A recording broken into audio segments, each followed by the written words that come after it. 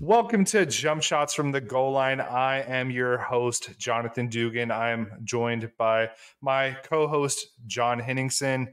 John and I both have a super cool interview this episode that you will soon be hearing. It is with one of the definitely most connected and well-known people within not just the SEC, but college football as a whole. So we'll be getting to that here shortly. Other than that, kind of a slow sports week up until today.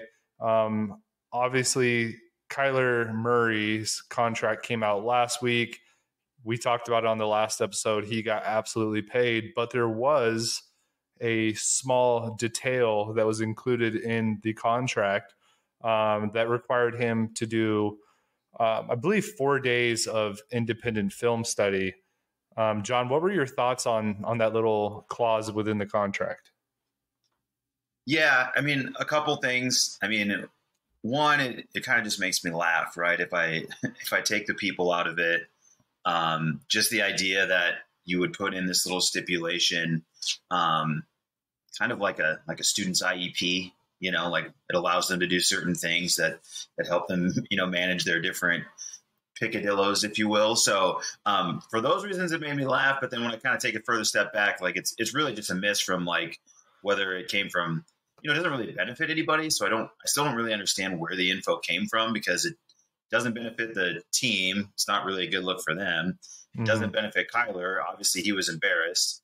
I don't know why the agents would want to have this out there, unless I guess this was the way of the agents maybe trying to get this out for Kyler. Maybe he can help put video game time into other people's contracts and take out clauses like this. I don't really understand where the information is coming from, but all in all, it's just kind of a tough look for everybody involved. So just kind of sucks. Yeah. I mean, it was tough enough, right? The Cardinals came out and they actually removed the clause from the contract, but the point stands, right? Like, who would have even released that was a thing? Cause I think you're bang on, right? Like, the Cardinals aren't going to do that, because then other players are going to be like, well, damn, the Cardinals include weird stuff into their contract, which I assume, by the way, Cardinals fans, before you get mad at me, I assume this kind of language is in other players' contracts as well. But it's also an indication that they thought that Kyler Murray wasn't doing enough independent study on his own for each and every game, which is a fair point, because it wasn't that long ago that he came out with a quote, and I'm not going to give the actual quote because I don't have it in front of me, but like basically saying, I'm not one of those guys that's going to spend hours on hours doing, film study. I'm more of a guy that goes out there and just sees the field and reacts, which I get, right? Because he is a mobile quarterback. That's a huge part of his game. But at the same time, all the grades spend hours and hours and hours doing independent film study, right? Like your Tom Brady's or your Peyton Manning's, I guaranteed could tell you every aspect of a defense that they were playing. And if Kyler doesn't have the dedication with that, it's a tough look, which leads me to agree with you, John. Like, I don't think that Kyler or his agent would have put that out there either, because it's inherently a bad look. My thoughts are it's probably one of Kyler's inner circle, right? Like one of his homies, one of his managers or what have you, probably snuck that out there to try to throw some slop on the Cardinals. And I think it kind of backfired for everybody involved, and that's why it was removed.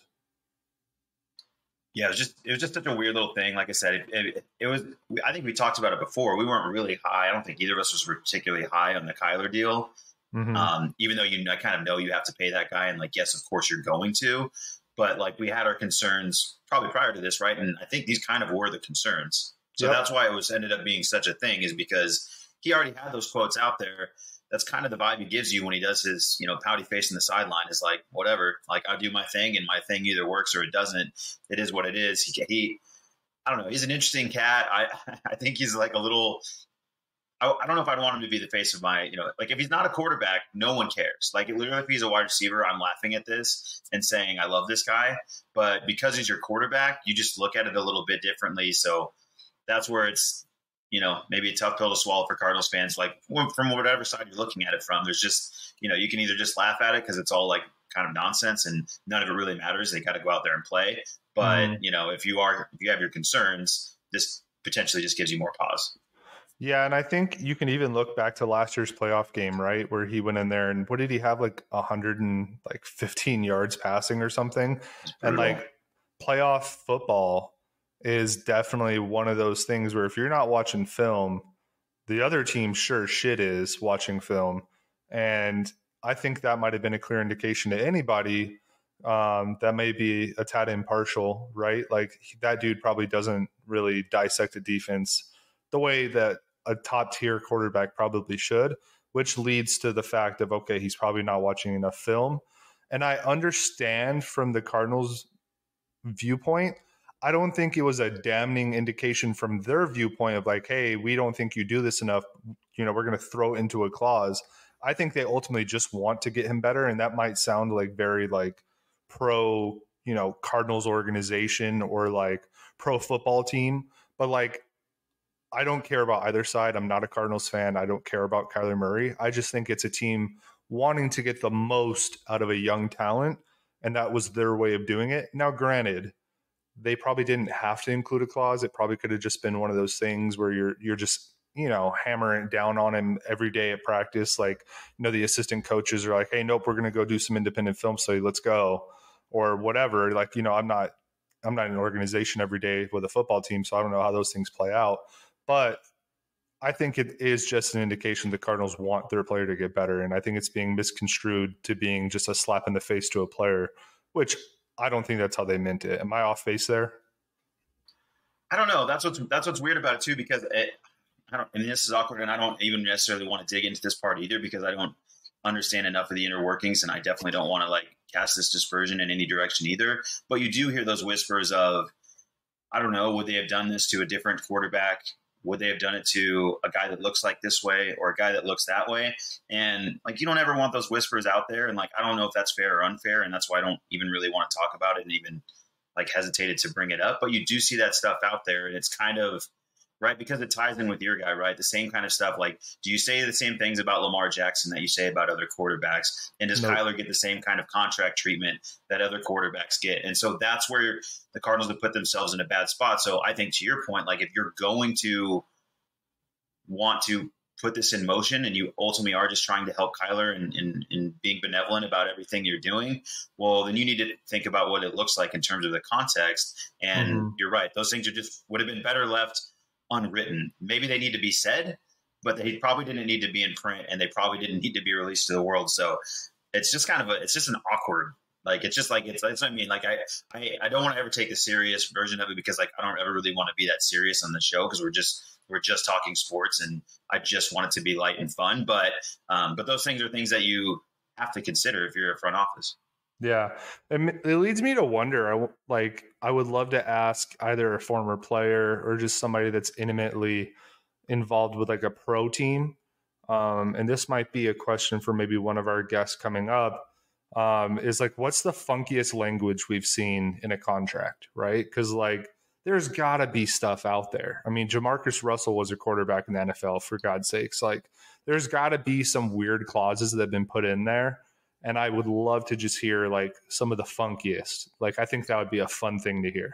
Right. You know what happens with like, you can't ski or ride motorcycles and this and that. So like, all those like weird things are in there. And so maybe we just don't normally hear about them. And maybe this is just a case of good reporting. Someone who asked the right question, got the right answer. And maybe there's contracts like this all over the place and we just don't hear about it. Like, that's the thing I don't know. So that's what makes it a little bit awkward, where I don't really want to cast a shadow on anybody and say it was this, or there was like some sort of, some malice in it. I don't think really it was that, like in my heart of hearts, I certainly hope not. I think it's just kind of like a funny thing. And just like Kyler, just like, don't give us any of these doubts, right? Like the flirtations with baseball, this, like, it just feels like there's always kind of like a little something there. And like, if he's your guy, it kind of stinks. I think, I don't know. I'm glad to be out of the Kyler business and into another business as far as my quarterback for my team is concerned. I'll just say that. Yeah, for sure. Well, cool, man. Moving on, obviously in NBA news, Bill Russell, legend of the Celtics, one of the greatest, I would say, just American athletes of all time. I don't think that's hyperbole. Yep. I think it's absolutely true. He passed away today, Sunday, July 31st. I think he was 88 years old.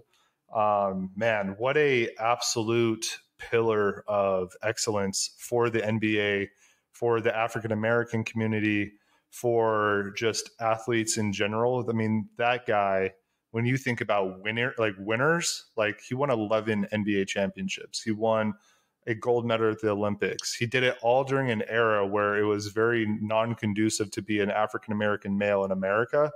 Like, what a legacy he's leaving behind after passing away today.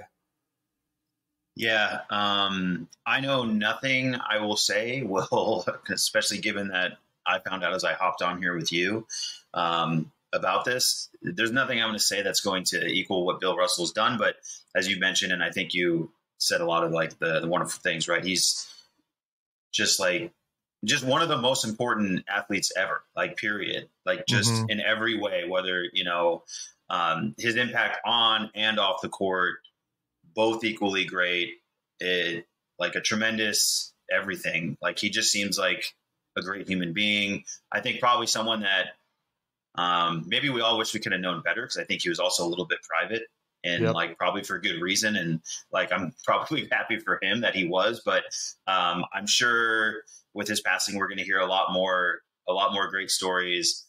I'm sure there'll be a documentary out and all those things. And hopefully we'll all get to know, because I don't know enough that I should feel like I should know about Bill Russell, frankly, just because he has been quiet and he was just that great player that you knew won everything.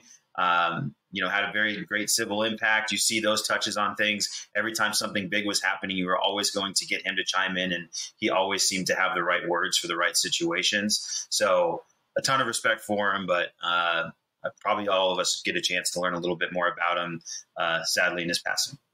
Yeah, totally. I mean, just some highlights, that I didn't mention. Obviously, he was the first African-American head coach, won a championship, 2 championships with the Celtics as their head coach, obviously, right? And I think that is massive. He played such a large part in breaking the race barrier back then.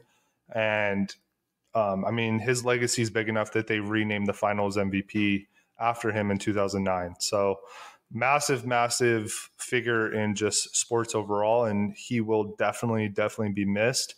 Other than that, I know the other news item you wanted to get to, John, revolved around how one of your favorite media personalities, former player in the NBA himself, Charles Barkley. What do you got for us?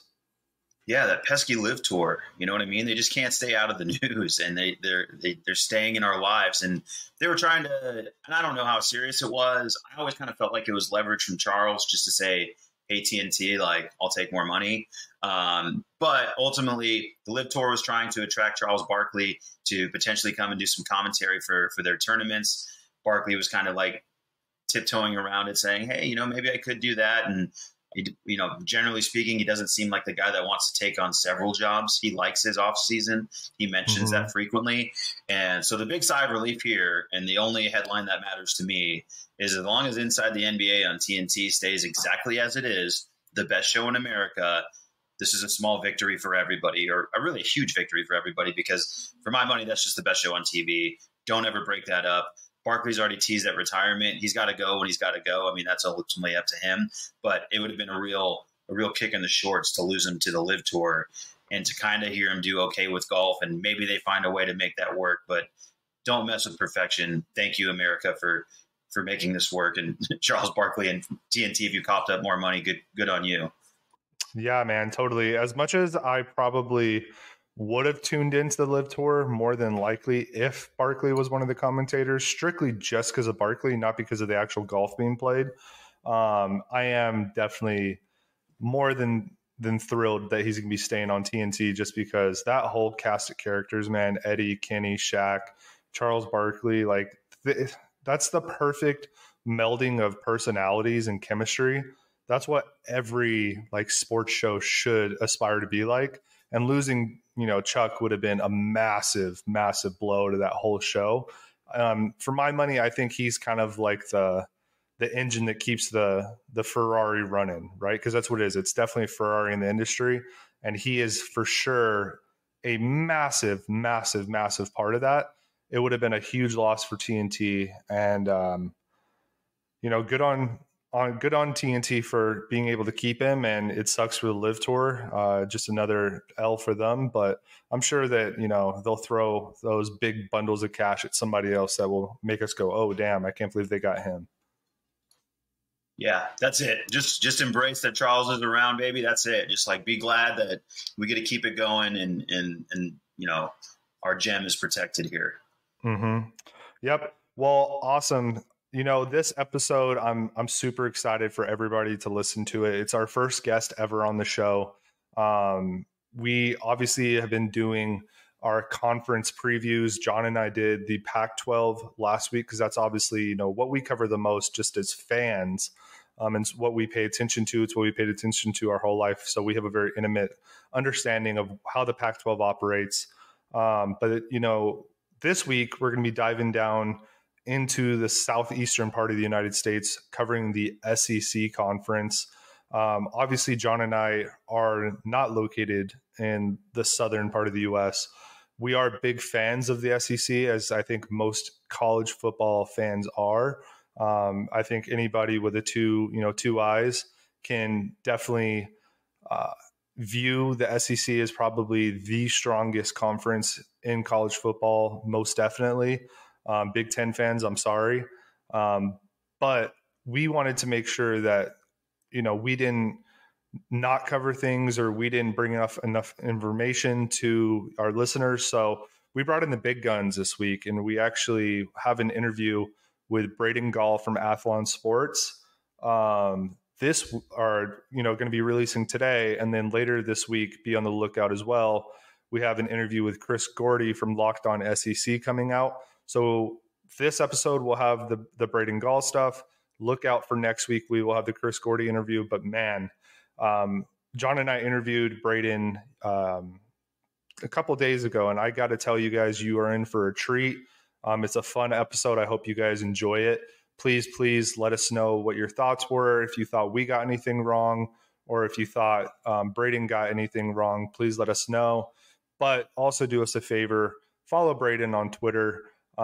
He's a great personality. He's on the Paul Feinbaum show all the time, ESPN Radio, has his own podcast as well. John, what were some of your thoughts about Braden?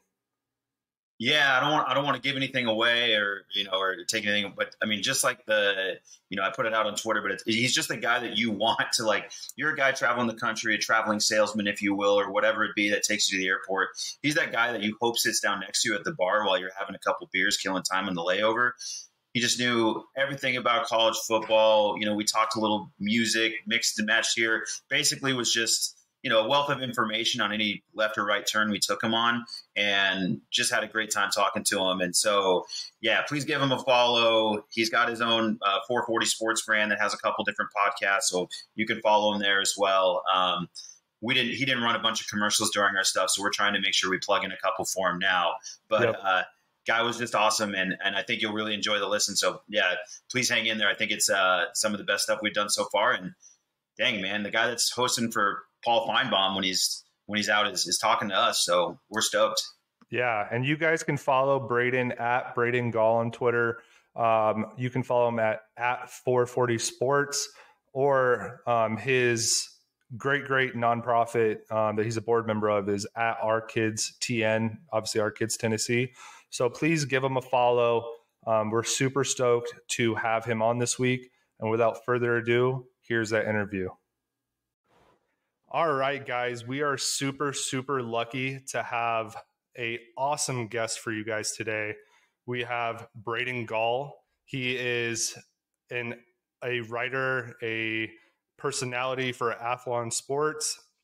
He has been a recurring guest on the Paul Feinbaum show. He's been all over ESPN. As you guys know, we're currently doing a conference preview for each and every conference. Braden was gracious enough to give us some time today to discuss the ever-important SEC conference. Braden, how are you today, man? I'm doing great. Football is in the air. I was at an NFL training camp the last couple of days, standing on an actual football field, touching grass, and not staring, at my phone.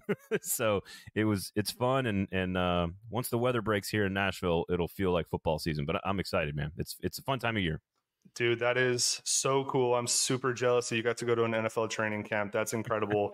Obviously, we know that you were kind of filling in for Paul Feinbaum not too long ago. I do want to let you know this is a safe space. There will be no Jim from Tuscaloosa harassing you or anything like that. And I know, too, you caught a little bit of flack, right, for discussing some music on the Paul Feinbaum show. Those fine folks down in the South didn't really appreciate that.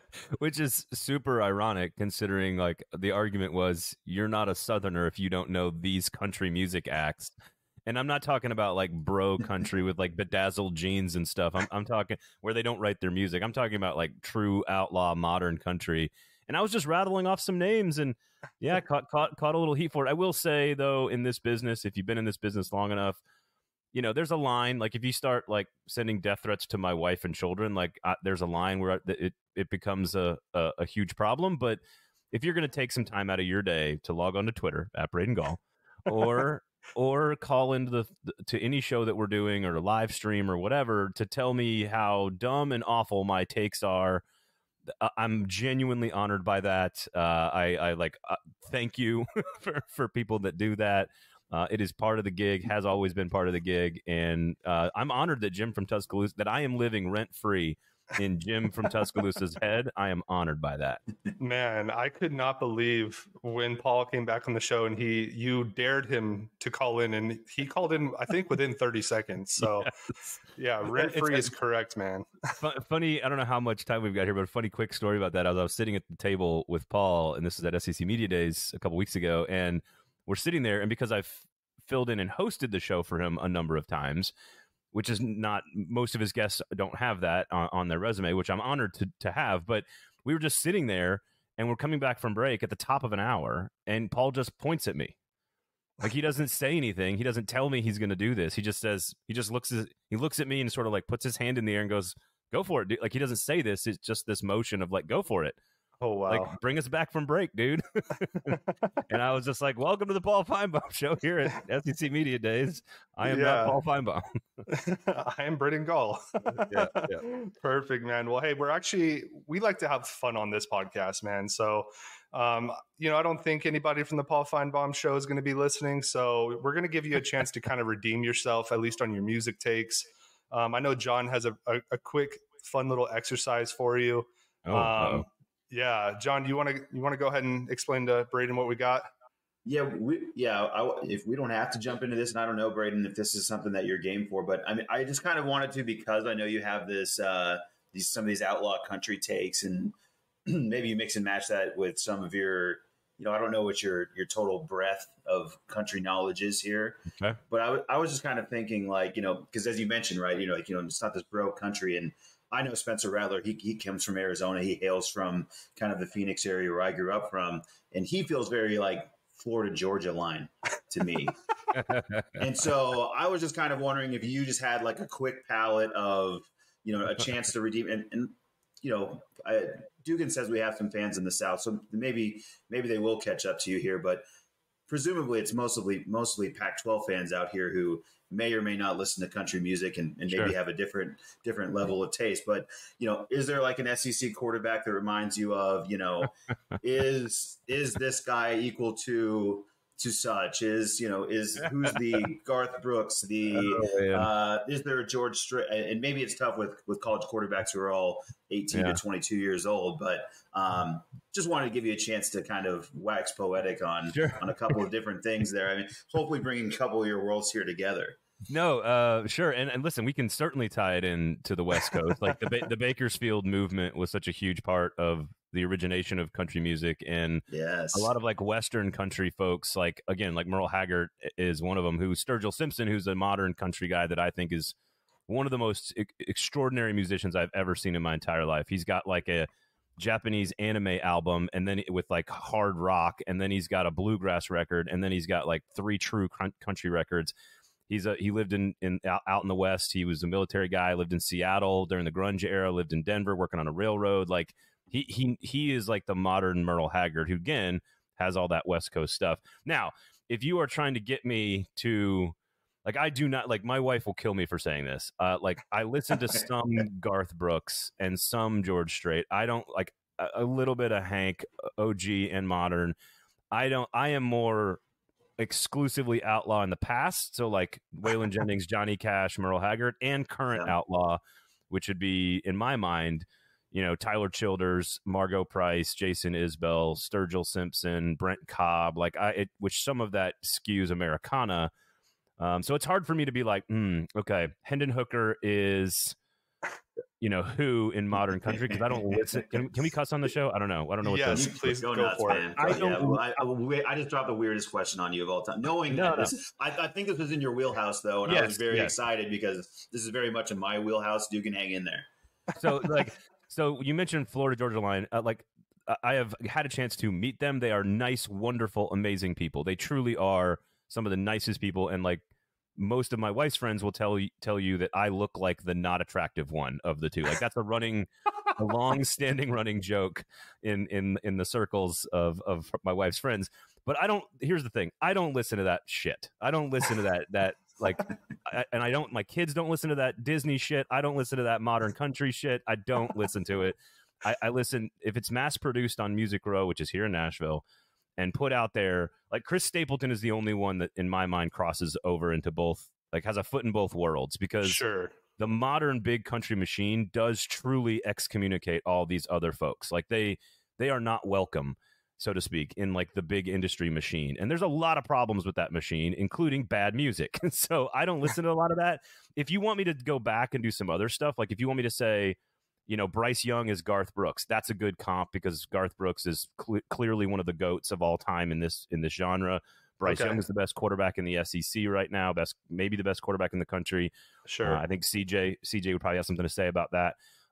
So like we can kind of go down, and I might be able to, like, who's Johnny Cash? Well, that's like KJ Jefferson would be Johnny Cash. Ooh, He's a little out there, a little underappreciated in his time, but just extraordinarily talented, that kind of thing. Like Hendon Hooker would be Jason Isbell because they're sort of a little bit more straight-laced. Jason's sober, he doesn't drink anymore. Hendon Hooker's putting out books about his faith. Like I would put those two maybe into a similar category. Anthony Richardson at Florida, who I think is going to be a superstar, has got to be somebody who's sort of like undiscovered yet, right? Like he would have to be an artist that is sort of on the way up. And again, that to me, that's a name like Tyler Childers is a name, if you're a country music fan, you should be listening to. His tickets in Nashville for shows go for 6, 8, 10 times their market value, face value. Wow. When you go watch a show, he sells out places, and then you have to pay $250 for a ticket, that's supposed to be $35. He's from Kentucky and again, only has a couple of albums and is on the way up. So maybe that's a Anthony Richardson type of player. So that's about the best I could do. Because again, if you ask me the difference between Jason Aldean, Blake Shelton, I don't know the difference between any of those people. Morgan Whalen's all right, I guess, but he's kind of a racist, so like whatever. Yeah. No, okay. That's like such a good answer. That's really everything I was hoping you would do. Honestly, like I couldn't have been happier than the way I teed that up, because it's everything I would hoped you would have said. And I've been pushing Tyler Childers on Dugan here to try to get him to be like, I'm like, hey, you got to get into this. I'm like, don't think about country the way you used to think about it. Like you gotta stretch your world a little bit. But I'll get out of the way. But thank you, because that was everything I could have asked for. I love it, man. I commend you on even being able to do that, because if somebody asked me to do that with any genre of music, I think I would struggle. So I think our audience has a good idea now of where the quarterbacks lie in the SEC, at least if they know country. Sorry, I don't mean to cut you off, but like I also. Like my 5-year-old also listens to like Cage the Elephant, and my 4-year-old loves Red Hot Chili Peppers, and like so we're not, just because I live in Nashville and in the South and I like some of that outlaw country, like I still have Run the Jewels and Rage Against the Machine playing on a routine basis. So I just want to, I love all music of all kinds, and again, my kids, they don't listen to that Disney shit. I love it, dude. That's perfect, and the fact that you're teaching your kids young, just different kinds of music, that's perfect, dude. I can definitely relate to that. So we're going to go ahead and just jump into it, right? Like the SEC, it's no secret, right? It is the conference in college football. The SEC West is absolutely stacked this year. It's going to be super, super tough for any team in the SEC, right? But obviously after last season, it was basically like Alabama, Georgia all season, right? I mean, Alabama took one to them during the regular season. Georgia got their revenge on the national championship game. How do you foresee that going forward this season? I know when you're on the Paul Feinbaum show in June, you kind of took Alabama this year, which is understandable since Georgia lost like a huge amount of players through the draft. Has that viewpoint changed at all, or how are we seeing that? Not really. I think they are, and I know Ohio State fans don't necessarily want to hear it like put this way, but I still think they're the best two teams in college football. Okay. I think Ohio State's got the best offense in college football and maybe the best chance to be in the championship game. And you have to, and this is kind of the beauty of the game. And it's not really about Alabama per se. It's more about like Ohio State's defensive development, Georgia's defensive development throughout the course of the year. You have to make assumptions. Sure. And if I think Georgia's going to be in Atlanta playing Alabama for the first time, and they're both, 12-0 or one loss or whatever, and they've gotten to Atlanta to compete against each other for an SEC championship, then you have to assume that Georgia has replaced all of those pieces on defense with all the other 5 stars that they still have. So, yeah. And Kirby's developed them and all this other stuff, which I have a lot of faith in him being able to do. Alabama's a more complete football team right now today, and so that gives them the advantage. I also think they're just going to murder people. So, like, I don't think it's fair. 9 out of 10 times they line up. There might be one game, at Arkansas, let's say October 1st, maybe that they get pushed, but I'm not even sure Alabama gets challenged. And wow. So when they play Georgia, if Georgia's 12-0, because again their schedule is much easier than Alabama's, at least relative to SEC standards. I mean, Georgia's probably a double-digit favorite in every single game that they play in the regular season. Like, if they beat Oregon in week 1, they don't really play a team that will even make them sweat until Florida at the end of October. Then they've got a stretch of really tough games like Florida, Tennessee, Mississippi State, Kentucky. It's 4 good football teams, 2 on the road. But again, if they get to the Mississippi State game and they are, whatever it is, 9-0, like, that offense is stellar. Stetson Bennett's still slinging it all over the place. The tight ends are the best in America, and the defense has developed into one of the best defenses in the country. So I think they're going to play twice. Long story short, I think they're going to play twice. Maybe Bama beats them twice, but I think they're going to play twice. I think they're going to play in Atlanta, and I think they're going to play again in either a playoff game or the national championship game. And frankly, Ohio State's the only other team in the country that I would even put on the same plane or same tier as those two teams. So Alabama over Georgia hasn't really changed since basically the second the game ended. Sure. And Will Anderson and Bryce Young were coming back, and it's like that defense is loaded for Alabama, and that's the thing they haven't had the last couple of years. Yeah, totally. I mean, I think it's fair to say, right? Alabama probably has arguably one of the best players on offense. Like you said, right, he might be the best quarterback in the country. And then Will Anderson is potentially one of the best edge rushing prospects we've seen in the last decade, right? So I totally understand where you're coming from. I think anytime Georgia loses the amount of talent they lost to the draft, and then Alabama's bringing back a typical Nick Saban roster, man, it's going to be tough sailing for anybody in the country, let alone just Georgia, right? Yeah. And Will Anderson, it's not just that he's the best defensive player in the country. I voted for him for the Heisman last year, and I think he is a generational talent at that position. He is better than Jadeveon Clowney. He is better than, Ndamukong Suh. He is better than J.J. Watt. I think he is better than all of those guys. And that is, again, Aaron Donald won every possible award in the history of college football, basically, other than the Heisman when he played at Pittsburgh. So, to me, Will Anderson is on that level, and that is just, he's going to go to the combine, and scouts are like, they're going to look like they're watching porn. Like it's just like it will be extraordinary what he tests at the combine. Like, he does everything, and so he is the thing that you have to start your game plan with. It's not Bryce Young, it's Will Anderson when you play Alabama. Definitely, yeah. That's big time. I mean, the guy's a stud. I mean, there's no doubt about it. And then so you'll probably get to figure out my role in this podcast. So you mentioned Georgia's roster and their collection of tight ends. Is Georgia directly to blame for the fall of Stanford? Are they collecting the tight ends Stanford used to collect? And is that why Stanford and David Shaw are now in trouble? First of all, as someone born in the Midwest in Wisconsin and who has always loved Stanford and to a lesser extent, and equally as much Utah, I love fullbacks and tight ends. Give me a good 3 tight end set. Like I love that stuff.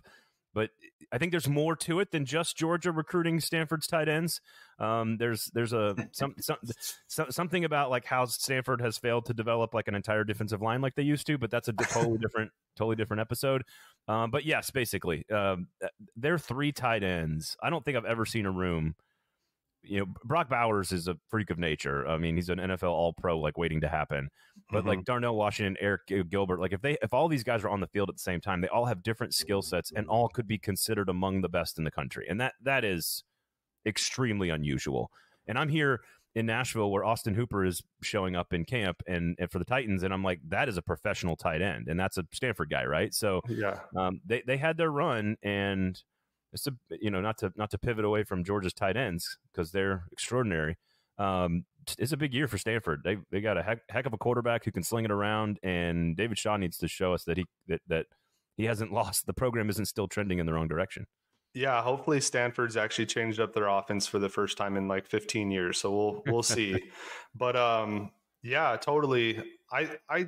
I'm a big tight end guy. Like I'm a Baltimore Ravens fan when it comes to the NFL, and that seems to be the only thing the Ravens want to give Lamar Jackson. So I'm excited to see what Brock Bowers does this year. You mentioned Eric Gilbert. Obviously, we know his whole saga has been super strange. He's definitely playing this year, right? And how much of an impact do you think he'll have? I mean, I will say yes as of taping, yeah. but because it's just been so, it seems like he's going to play and has been ready to play and is going to be a great player. And then something happens, and it seems like we've done this now like 2 or 3 times. So I again, just as a football fan, I'm hopeful. As of today, it seems like he's going to be playing. And so I just, to your point about like what Greg Roman's doing with Baltimore and sort of their scheme, like I love the creativity. That's what I loved about Harbaugh's offenses at Stanford, and then into David Shaw.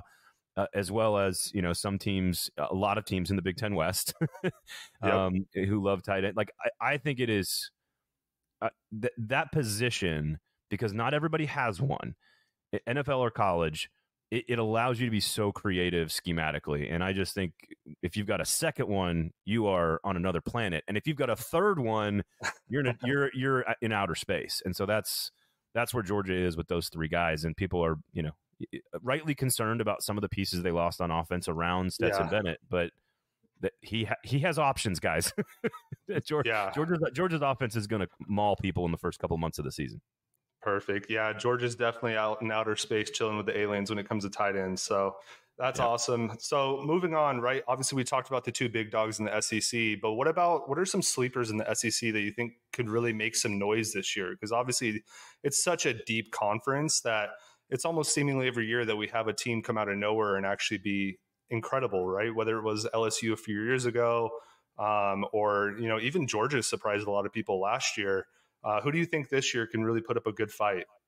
If you're asking me who has sort of that otherworldly type of potential, like you're talking about with LSU, I don't think there's a team that has that kind of ability. I don't think there's a team that could jump Alabama and Georgia. I don't think there's a team that could do that. I mean, A&M might be the only one that you could look at and say, if they get the quarterback right and Haynes King is the guy and he's just that extraordinary. And, we've seen Jimbo Fisher at Florida State in 2013 with a redshirt freshman quarterback sort of come out of nowhere and set the world on fire and win a Heisman. And, they're the only team that sort of has the makeup to do that. 4-loss team last year. So Texas A&M, because they're recruiting 1 to 85, is good enough to sort of be on that same sort of LSU type of level.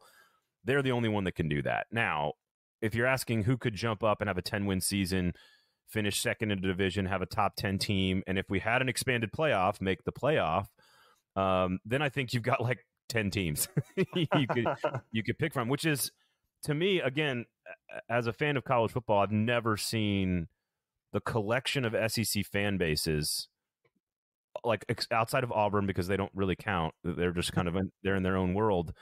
I've never seen every fan base like excited about their team, like happy about their coach, and excited about their season. not screaming on message boards about how they're going to fire somebody. Like that, again, Auburn is separate from all of this because, again, they don't count. But everyone's happy. It's the healthiest middle class I've ever seen in the SEC. It's one of the best collections of quarterbacks I've seen in the SEC since probably 2013 when you had Dak Prescott and Aaron Murray and Manziel and Mettenberger. Like that collection in 2013 was so good. I think they're similar this year. And again, if you want to tell me that Tennessee is going to have 10 wins and finish number 2, or Kentucky has 10 wins, I could see Arkansas or Mississippi State getting to 9 or 10 wins. I think LSU is going to be significantly improved from last year. I don't think it's Florida, Ole Miss, or Auburn, but I think those are all teams with winning records. Mm-hmm. I think South Carolina is going to be in a bowl game probably. So, I mean, 12 bowl teams probably in the SEC. I really like Kentucky, Tennessee, Mississippi State, and Arkansas as sort of the top of that next tier behind A&M. Right. I would have Ole Miss, Auburn, Florida, and South Carolina on the bottom half of that conversation. But honestly, like you can make the case for, A&M, Kentucky, Tennessee, Arkansas, Mississippi State. Those 5 are probably the 5 that I would put that are chasing down the number 3 spot behind Alabama and Georgia. And I think A&M's the clear front runner in that group. But there are a lot of really good football. It's going to be a bloodbath of chaos in every single weekend in the SEC. It's going to be a ton of fun. Totally, absolutely. And as I say, if chaos reigns, right, then we should actually be concerned about Auburn, right? I mean, they're like that's what Auburn does. Like they don't matter until they matter. Yeah, so, 1,000,000%. Right? Like yes. like so actually put all your money on Auburn to win the wildest game possible, because that's exactly what Auburn's here to do. They're not here to be fun. You shouldn't be friends with them. You shouldn't talk to them. You shouldn't acknowledge them. I kind of hear where you're going. And with that in mind too, I guess I just want to ask, in a world of crazy fan bases and what is it about Auburn that's just so special? Alabama. I'm not trying to. Yeah, no. I mean, I'm with you. I'm not trying to be cheeky at all, but like, what is it about, Michigan that makes them feel like it's Ohio State? Like, like when you are, and it's different for a couple of reasons. And I know this.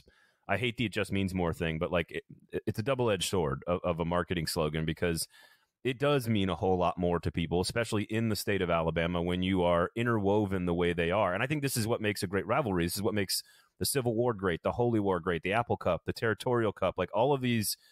When you interweave the fabric of people's lives together that hate another football team in the state, like that is just, you can't replicate that in especially in professional sports. You can't replicate that. Again, this is probably why the Yankees and the Red Sox hate each other, because at least they live amongst each other. But that's like, Alabama is the premier, most dominant, most successful institution in the history of this sport. And you got to go to church with them. You got to go to the grocery store next to them. You got to work next to them in the office. You got to see all the banners hanging in the cubicle next to you. Like it is interwoven into who you are. And obviously, the other side of the "it just means more" slogan is like, there are more people dying of shotgun fights after a college football loss than there should be in the South. But like, God, like that's what happens. Like you get teabagged at a Crystal in New Orleans after you beat LSU. Like that's what happens because of the "it just means more" thing. People. I want to say it was a Florida safety on like one of those Urban Meyer teams that got his car towed or something, and like the night before, people were like, Florida fans were like harassing the owner of like the towing company, because he was going to get suspended or something, and they were like, let the guy's car go. Like, this guy's just trying to run a business. You know what I mean? Oh my God. And so it definitely, people cross that line, but that is the explanation for Auburn's craziness. Is like, it means so much. And to have to look across every part of your life and see the other one that's just always been better, that's what makes them crazy. And to your point, like, hammer the over this year. Yes. Like, hammer the over, because they're probably going to they'll probably win 9 games and surprise everybody. And honestly, the case for Auburn is not that difficult to make. Like, they have one of the top 3 or 4 running backs in America. They've got a really good offensive line. Brian Harsin has been has known for developing quarterbacks, and he's betting on himself to do that this year. They've got a top 3 to 5 defense in the SEC. They get a big non-conference game with Penn State at home. They play the first 5 games of the season at home. Like, you can make the case for Auburn to make the run and then vote him 7th in the West like I did. Or actually, I think I might have voted him 6th and Ole Miss 7th. But, like, you can make a case for Auburn to be why it would work. So, when you pick them 7th, that's when I think literally they were picked 7th the year they won the SEC in 2013. Wow. Yeah. Don't mind me. I have a couple things. First of all, I feel a lot better about having a shitty billboard put up by ASU fans on the I-10 because I'm at least not getting teabagged at a Crystal. And then another thing too is, like, you mentioned Brian Harsin. Like, what's with that situation? Because it looked like after the season, like, it almost looked like a mutual parting of ways. Like, was that a panic move higher at the time and now they're regretting it? Or, like, what do you think's going on there? So this is what makes Auburn so much of Auburn. Like, it's the Auburnness that makes them what they are, and it's that they cannot agree on anything. And then they don't allow, like, this is what makes Alabama special. And it's what's caused Texas major problems for so many years. Tennessee is just now coming out of this. You have to have, and it's what makes Georgia great, you have to have alignment from top to bottom in terms of decision making. Mm-hmm. And like sort of the direction of a program. Like, Georgia does this really interestingly. The fan base, and I don't know if there's just like a lot more like weed smoking in Athens. I don't know, but like it's just a chill place. It's a great town. It's a relaxing place, and so maybe the fans are just trained to sort of be a little bit more chill. They love their team. They're very passionate. But what makes Georgia so great is they don't have the Auburn crazies as much, and they allow the people in charge to sort of do it their way and to slowly turn the program as they see fit.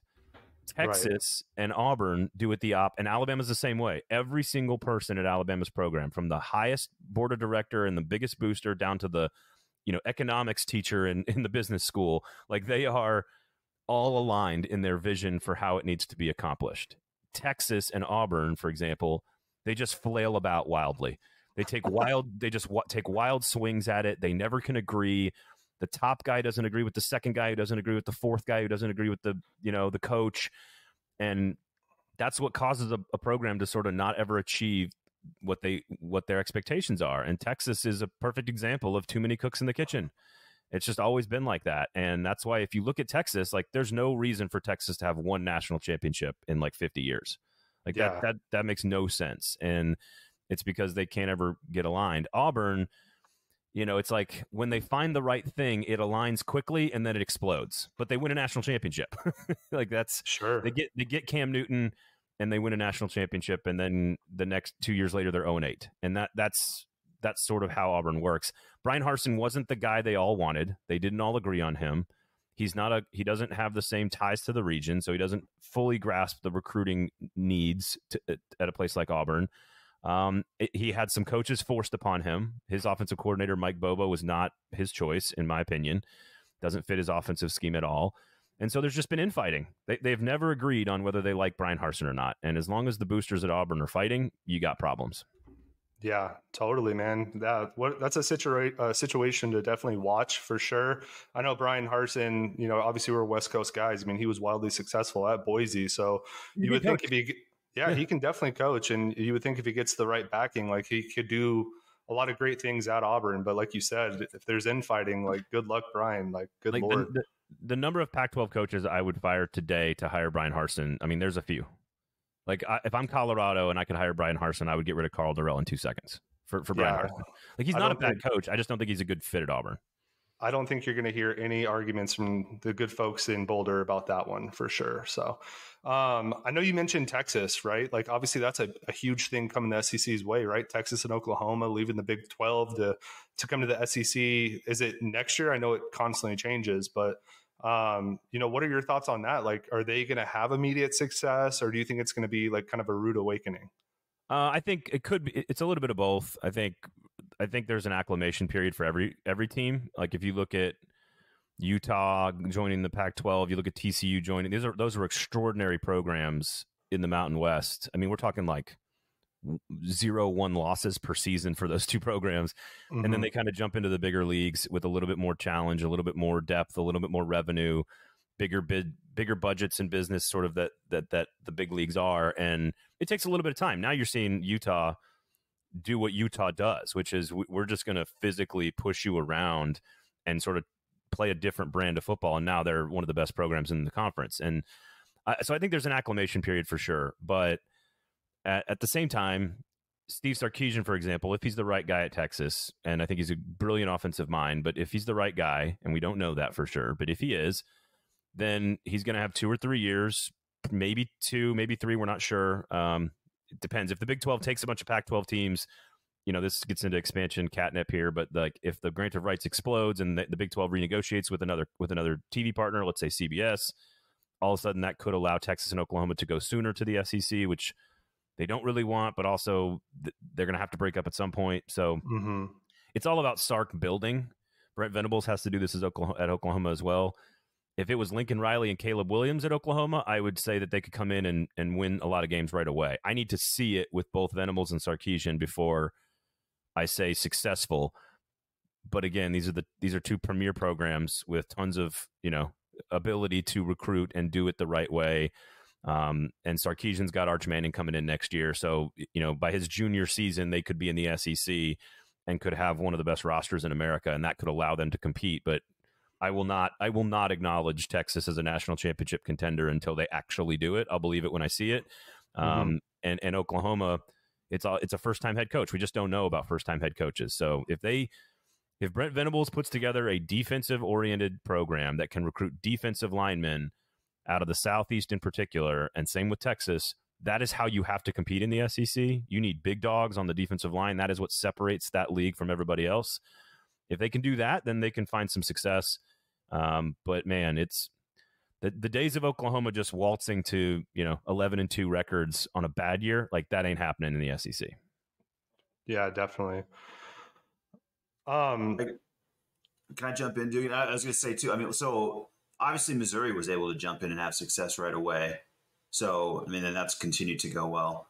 But do you see it as like a potential, like if you're like the SEC is already loaded, I guess what I would just be worried about is with the NIL, does like Texas start to, if they ever can get their head on right and just follow Matthew McConaughey's leadership, do they have enough money to make it work? And do you really want to have Oklahoma? I mean, when does it become too much though for the SEC? Like, do they continue to grab these teams? I mean, obviously Vanderbilt's not going to have a good time, but right. Like, when does it become too much? Alabama and Georgia presumably going to be fine, but if you're a Tennessee fan, a Mississippi State fan, an Ole Miss fan, yeah, are you just bummed that now you have to fight, and like A&M's already a problem, right? I mean, he's gotten Saban's attention for sure. Just the fact that he's even picked a fight with him tells me that there's something there. No, you beat him on the field and then you have a better recruiting class. You got his attention. There's no question about that. The Missouri thing is interesting because that was the best coach in the history of Missouri football, Gary Pinkel, with a ready-made, fully established program coming into the worst SEC East in the history of the division. Go back and look at the coaches in 2011 and 12. Go look at the coaches at all those programs, and like a lot of those coaches are completely inept. Like Vanderbilt was winning 9 games in the SEC East then for a reason. And so I do think you have to sort of put that one in context, but I agree with your point. And frankly, Missouri has been very, very mediocre, if not bad, since Gary Pinkel stepped away from the game. It's also a different sport. We just have, the money has changed so dramatically every 10 years now in the last 30, it's just changed so significantly.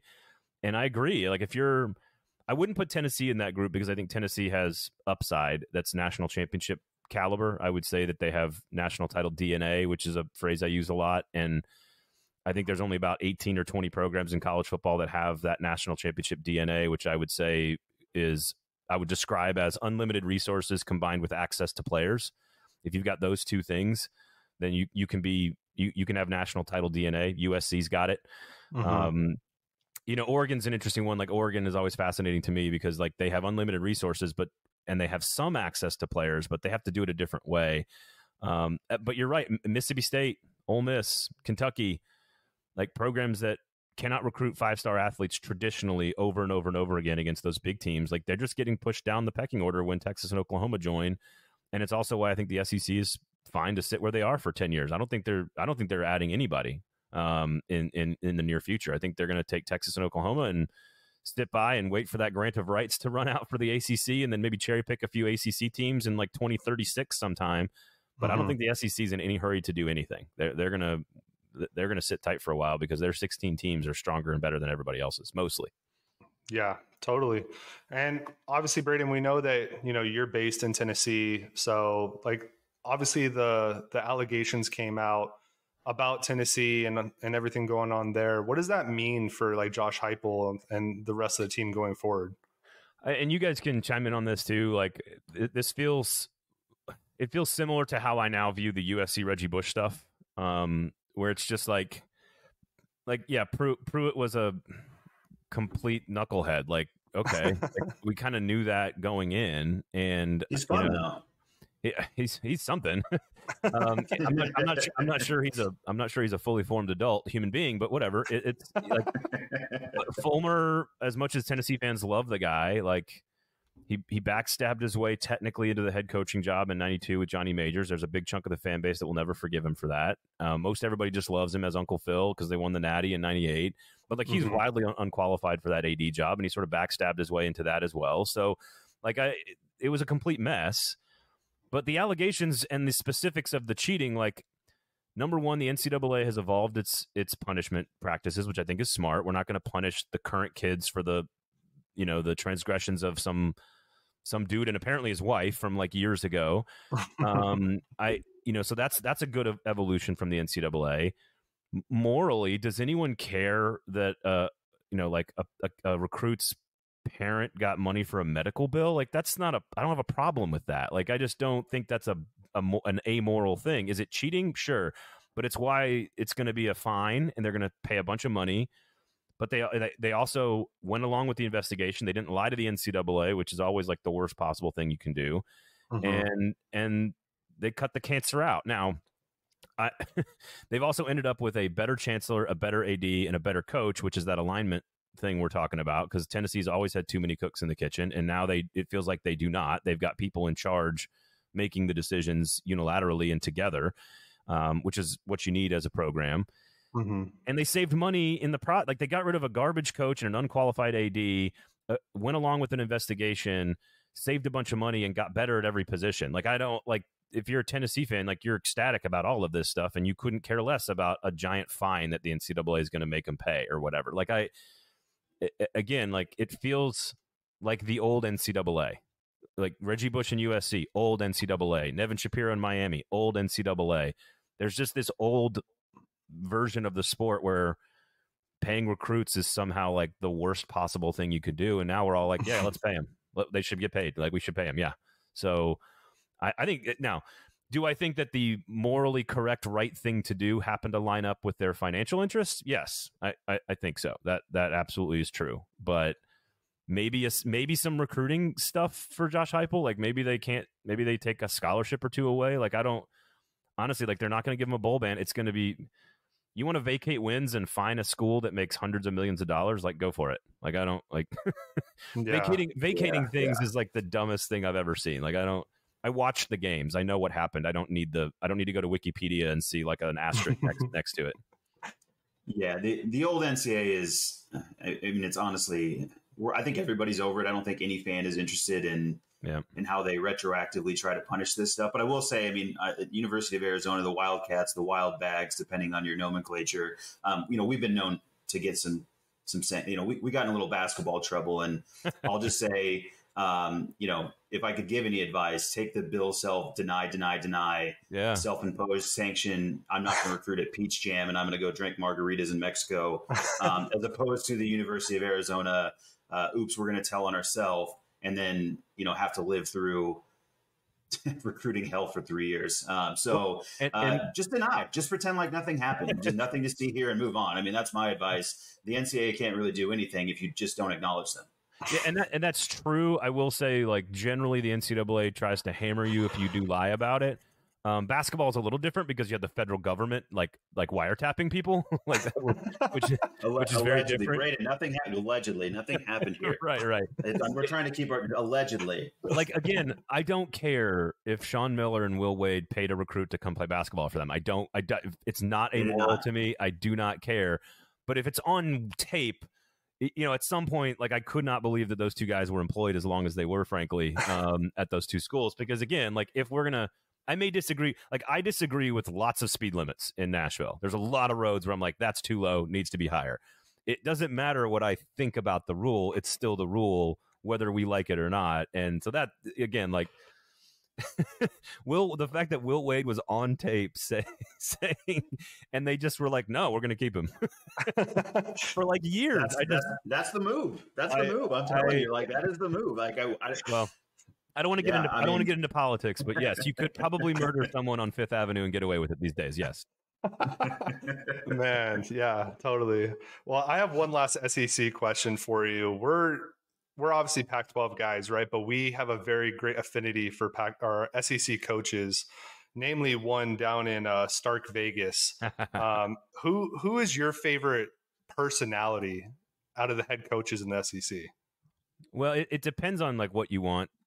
I've done radio shows with Mike Leach, and that's the personality you want doing a radio show. Absolutely. He would, like, in the middle of a commercial break, he would like walk away from his headset in his office, and like I could hear him jumping into his pool in Key West, and then he would just like get up, and you could like hear his wet feet like walk back to the radio set, and he'd put on the headset, and he'd go right back to doing a radio show. Like, it was insane. But Mike Leach is like that. Like, he's been like that since Lubbock. There's a reason he likes living in places like Pullman, Washington, Lubbock, Texas, and Starkville, Mississippi. Like, those are outposts, and he likes it. So yes, like, absolutely, if I could sit down and talk with someone, it would be, there's no question, Mike Leach is at the top of that list. Now, like, who do I want babysitting my kids? Maybe Josh Heupel, like, okay. I might want Josh Heupel because he's kind of like Coach Dad. Mark Stoops, kind of like Coach Dad. And I do think that there is a wave of hiring that is just about hiring good quality people that just care about the people around them, that are just straight up ball coaches, and there's no more shysters. I think the shyster hire is sort of going out of the business a little bit, which I think is a good thing for the game. Now, some of that is because collectives can just do that. You can outsource recruiting to like your collective now, which I think is a good thing for coaching. It gives more opportunity to hire more creative coaches. Sam Pittman is just a dude you want to hang out with and spend time with because he's just a regular old guy. Josh Heupel's that way. Mark Stoops is that way. Like these guys just like care about their people, and they just do right by them, and they're just regular old guys. And I think those are my favorite coaches right now. There's obviously the attention to detail, paranoid schizophrenic egomaniacs like Jimbo Fisher, Nick Saban, Kirby Smart. I think Billy Napier might fall into that category as well, because I think he's going to be really good. Brian Kelly certainly falls into that category. Lane Kiffin is a very odd dude. Like, he is not the character that he is on Twitter. Like, he's actually not like that at all in real life. He's a very quiet, kind of shy, doesn't like public speaking. Like, he sort of plays this troll online, but like, he's not really like that. So Clark Lee sounds like a robot, but I think there's so much substance to his message that it's, again, just care about your people. Big leadership guy, lots of like, leadership books in his office, and always thinking holistically. So there's a lot of really, the SEC is healthy right now because of the coaches. This league is healthier than it was even just like 6 or 7 years ago because they've all hired really good coaches. And I think a lot less of them are just used car salesmen. There's a lot more just dudes, just ball coaches trying to do it right. And I think that's the kind of guy that is working. The entire Big Ten West is nothing but that guy. So there's so many. That's the thing I like to see coming back into college football, and I think it's working across the country. I'm glad you mentioned that, because I'm glad you mentioned Kiffin, because I actually do. I kind of like Kiffin. I mean, I like Kiffin, and I do too. It's not just. I think he's a lot more, as you mentioned, Lane Kiffin than he is Joey Freshwater. Although I do also love the notion that part-time in life he was Joey Freshwater, and the fact that exists on Twitter just makes me laugh. I think Thursday nights in Oxford, he's still Joey Freshwater. Yeah. So okay. Yeah. Well, I like that juxtaposition, right? We all have our alter egos if we have to travel to Vegas, or we have our life away from our family. We have to exercise that part of us still. I'm curious, and you don't have to talk about this forever, and certainly we can give you time back in your day. But Brian Kelly kind of feels of that more. I don't know. Maybe I don't know Brian Kelly well enough, or maybe I just read him wrong. But he doesn't really feel as much of a good guy, the good old boys, the kind of thing that you're talking about coming back. Is my read wrong on Brian Kelly, in your opinion? Do you have an opinion on Brian Kelly? Maybe it's too new, and from Notre Dame, you just kind of look from afar, and it is what it is. But I'm a little curious there. So here's an anecdote about Brian Kelly. When he was at Cincinnati, we were working at Rivals.com at the time, doing a radio show on Sirius Radio before they'd merged with XM. We did a Sunday morning show after games on Saturday, myself and a guy named Chris Childers, and it was like our first jobs out of college. This was like 2006 or 7 or something. I can't remember the exact year. And he would call and book himself on the show. He's the only coach that would ever do that to make sure Cincinnati got love. Wow. And he won it. I think it was Grand Valley State. He won at Central Michigan. He won at Cincinnati. He won at Notre Dame, and he's going to win at LSU. Is he cut from the older school, like Junction Boys type of cloth? Probably. But that doesn't work anymore in college football, especially not in 2022, with the way young people are just more aware of everything and have more power than ever before. I think he did change. Like he claims that he went through this really big personal, transition and evolution at Notre Dame. They had the one bad season at 4-8, I think.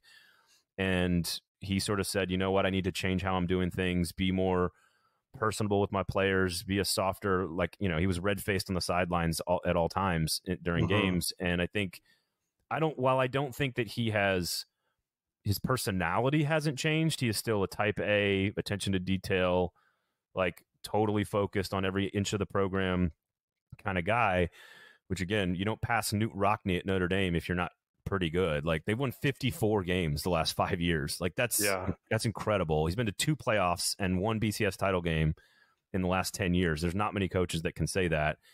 And ever since that 4-8 season, he's claiming that he's softened, right? That he's more personable. I think it's just about he's put in the effort to relate to his players and to have more personal relationships with his players. Again, going back to the other guys, like Cedric Tillman, the wide receiver for Tennessee, told me that Josh Heupel has 10 to 12 to 15-minute conversations with every single one of his players all the time. Oh my gosh. And that is and he literally, he goes, and if more coaches would do that, I think they would be more successful. And I'm like, first of all, how are you a 22-year-old wide receiver? That's ridiculous. Those are the kinds of guys that Sam Pittman, Mark Stoops, Josh Heupel, all these guys are. And I think Brian Kelly was trying to bring some of that into his game when he was at Notre Dame. And I think it led to 54 wins in 5 years. Now, at LSU is a different place. LSU is a different beast altogether. Guys that aren't really that great can win national championships. We've seen it. Guys that are from the Midwest can come down there with no cultural fit whatsoever and win a national championship. Nick Saban did it. You can get tons of talent and players at LSU like you can't get at Notre Dame. That's why he took the job. But LSU's got this, there's an underbelly to LSU that isn't always pretty. And that they have high expectations. So I think he's going to make them a winner real quickly. I don't know if he can get past the hurdle he's trying to get past, which is Alabama and Georgia, and maybe now Jimbo Fisher and Texas A&M. Yeah. I think what it comes down to, John and I are huge fans of Coach O, and I think we're just a little salty about that whole situation, how it played out. Because, man, you talk about a guy that went down to Louisiana, where he's from, and won a chip. It's special place in our heart, and obviously the voice. We're going to miss that. But well, I will say that there is a lot more to what happened at LSU. And there's a reason that when they fired him, there's a reason that when they fired him, they didn't actually fire him. They just removed him as the head coach, and he is still on staff because they have to protect themselves from future litigation. So Just so you know, and I'm not talking about like hitting on married pregnant women at gas stations either. I don't care about that. That's the part I'm going to miss. Really, I'm not really rooting. I just to be clear, I'm rooting for just fodder. So right, that stuff's great. I don't mind that stuff. It's the covering up sexual assault that I have the problem with. So that's a problem. But shirtless jogging, I mean, yeah, go for it. Yeah. Who hasn't, right? I mean, gosh, I'm doing that all the time. I'm gonna go do it today. Yeah, I hope you do. I mean, I'm sure you have the body for it. And nope, I do not. You look very handsome on your Twitter Well, your Twitter profile does wonders for you then, because you look great. There's a reason that my photo from my wedding 7 years ago is still my Twitter picture. Hell yeah! All right, well we're all cheating. I have one last question for you. It's not SEC related. It's strictly because John and I both are big Arizona Wildcat fans. And I know with you being with Athlon, you have to study each and every team. Obviously, post Kevin Sumlin, we have been the worst football team probably in the nation, but Jedd Fisch seemingly kind of has this thing turning around. Can you just give us a glimmer of hope for the future? Okay, I'll temper. Don't go listen to our new coaching hire podcast from last year then. Where I think we graded like all 29 new head coaches in college football, and like he might have been like 28th on the list. I don't. Here's the thing. I think he is going to do a phenomenal job building a quality roster for the next head coach. How about that? I like it. Hey, I'm fine with that. We're used to new head coaches at Arizona, so that's fine.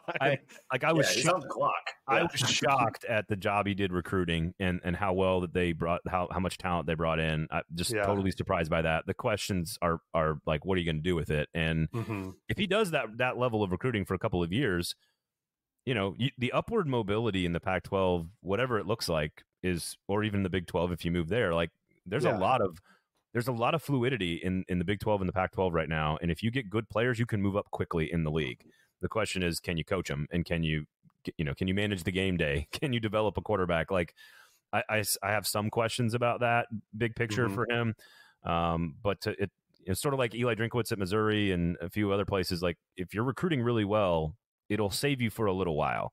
Yeah. And fans will be patient for a little while. And then at some point you got to do something with them. And I think he's still got another year or two of, if you keep recruiting like this, we're going to keep you around. But eventually it needs to translate. All right. The over-under is 2.5 though. Are we hammering the over? 2.5 years since he was hired, or 2.5 years from now? No, 2.5 wins this year. Yeah. I'll take the over on that for sure. Yeah. I was like, you said he was the 28th out of 29th best hire. How could you fire this guy? Come on, you were all this positive news for Arizona football. No, I like you turn around. I like the quarterback. I like the talent. I think again, a lot of winnable games for everyone in that league right now. I think that part of the reason I love the Pac-12, and I've said this on for years on every show. It is the most aesthetically pleasing football in America. It is my favorite conference to watch. In part because my family's asleep, I can take my pants off and drink whiskey at night, and that's part of why I love it. But also like the locations, the scenery, the cities, the towns, the offenses, the uniforms. Like I love everything about Pac-12 football. I am saddened that it is not going to be a conference, but Arizona can win some games this year. I would definitely take the over. I like the quarterback. We'll see what the coach can do, but especially when the cross-state rival is in like complete dysfunction. So we love it. Don't worry. Perfect. Well, Braden, you've been incredible. If you're ever in Tucson, doing Athlon stuff or ESPN, whatever, go ahead and hit us up, man. You have definitely more than a few drinks waiting for you on this side of the table. And I always drive north from Phoenix. We find a Phoenix, and I always drive north with the wife. We go north from Phoenix, so we'll have to come down south the next time. We do. We spend a lot of time in. I've spent like Lake Powell, although what's left of it, I guess, is I love that place. Wife and I go to Sedona all the time, obviously, because we're tourists and we like to hike. But we'll have to take the rental car south next time. Yeah, there's a bunch of resorts down here. Let your wife know. Definitely Mirabal. Now we're in. yeah, it's beautiful country down here. So just let us know. Obviously, I know you have other things to get to, but man, I don't know about you, John, but I feel super pumped to watch some SEC football this year. Yeah, great guest. Like, honestly, thank you so much for playing along with everything. Just jumping in with a country artist from Go. I think we threw you in the deep end, and just appreciate your willingness to play along. And again, like, I mean, to hear we didn't have the worst hire, I mean, breath of fresh air here in Arizona football. I mean, that is big. We'll probably leave. That's probably the headline. So, That's all the value we need. Best, out of 29, we made it, man. On the come up. Yeah, I think Randy Edsall saved the day or something. So, oh man, now I don't feel so good about it. Perfect. Well, Braden, you've been fantastic. We'll let you go, and guys, just keep the podcast going, and we have a few more things to talk about. But thank you again, Braden. Have a great day. Yeah, no problem, guys. It was fun.